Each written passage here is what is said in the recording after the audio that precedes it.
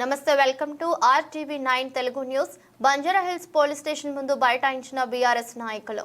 Huzurabad MLA పాడి కౌశిక్ రెడ్డిని అక్రమంగా అరెస్ట్ చేసి ఉదయం 9 గంటల నుంచి బంజారాహిల్స్ పోలీస్ స్టేషన్లో నిర్బంధించిన పోలీసులు కౌశిక్ రెడ్డిని తక్షణమే విడుదల చేయాలని పోలీస్ స్టేషన్ ఎదుట బైఠాయించి నిరసన తెలిపిన మాజీ మంత్రులు Errabelli Dayakar Rao, MLC Kalvakuntla Kavitha, Quthbullapur MLA KP Vivekanand, Uppal MLA Bandari Lakshma Reddy, Korutla MLA doctor Sanjay, Malkajgiri parliament BRS party incharge Ragidi Lakshma Reddy, మాజీ కార్పొరేషన్ చైర్మన్ రావుల శ్రీధర్ రెడ్డి మరియు బీఆర్ఎస్ నాయకులు పాల్గొన్నారు.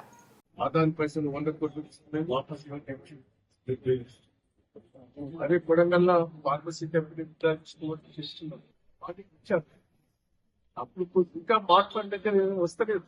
దయచేసి పోలీస్ కేసులు పెట్టి టీఆర్ఎస్ నాయకులు అక్రమ కేసులు పెట్టడం, ఎవరు మాట్లాడినా సోషల్ మీడియాలో మాట్లాడినా కాన్ఫరెన్స్ లో మాట్లాడినా అక్రమ కేసులు పెట్టడం, రాష్ట్రం అంతా ఇందిరాగాంధీ గారి పరిపాలన గుర్తుకొస్తాను. ఎమర్జెన్సీ పీరియడ్ లో ఇందిరాగాంధీ ఎమర్జెన్సీ పీరియడ్ లో ఎట్లయితే ఎమర్జెన్సీ పీరియడ్ లో కేసులు పెట్టి అందరూ జైల్లో ఇచ్చారు, అదే పరిపాలన ఈ రాష్ట్రం చెప్తారు. ఇందిరాగాంధీని వాళ్ళు ఓరగొట్టి బుద్ధి చెప్పారు.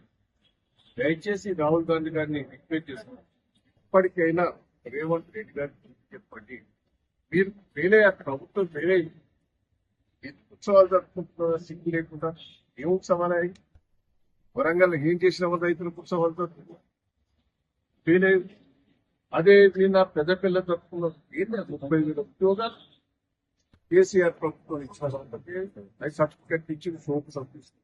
ఏం చేసినాం కొత్తగా